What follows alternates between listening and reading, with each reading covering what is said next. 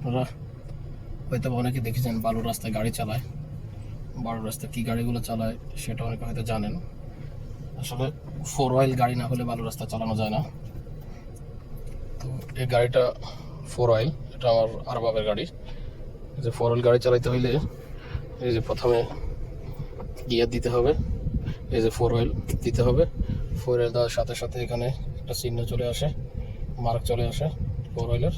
যখন 4 হুইল আসে যে 4 wheel cancel, 4 wheel hand brake, down hand brake আবি। তো এখন গিয়ার একে দিতে পারেন, দুইও দিতে পারেন। একে গিয়ার দিলাম, এই যে এখন বালুর মধ্যে যাইতেছে, আস্তে আস্তে করে যাইতে হবে। স্টারিং সিধা রাখা যাবে না, সোজা রাখা যাবে না, একটু পাকা তেড়া করে যেতে হবে।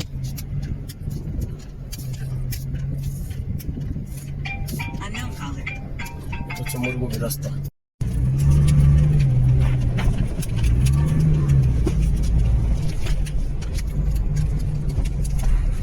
এর মধ্যে আবার বালু রাস্তা আসে, ওটের দেখা পাইলাম,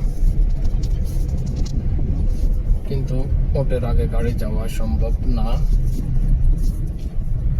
এখন আমাকেও আস্তে আস্তে ওটের পিছনে পিছনে যেতে হবে, অনেক লম্বা লাইন। দেখেন ওটের মালিক সাথে আছে, ও একটা গাড়ি নিয়ে সাথে টল দিচ্ছে। কত কিলোমিটার দৈনিক রানিং করে, গাড়ি দিয়ে কিলোমিটার দিয়ে পরিমাপ করা হয়। কিন্তু আমি তো এখন ওটার সাথে নিজে ফাঁসি গেলাম। দেখি পাশে একটা রাস্তা আছে, এই রাস্তা দিয়ে যেতে পারি কিনা।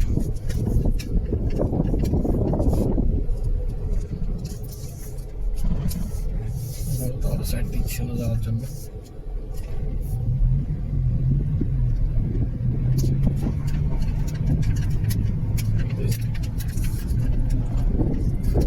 মরুভূমির দেশ, বালুর দেশ। ওটকে মরুভূমিতে বালুর জাহাজ বলা হয়।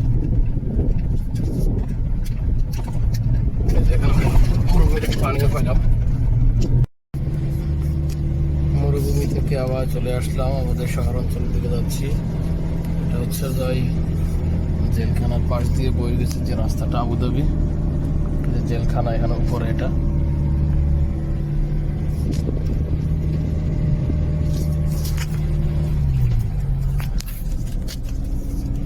ম্যানুয়াল গিয়ার গাড়ির সবচেয়ে বড় সমস্যা হচ্ছে যে একটু পর পরে গিয়ে চেঞ্জ করা লাগে, প্রয়োজন হয়।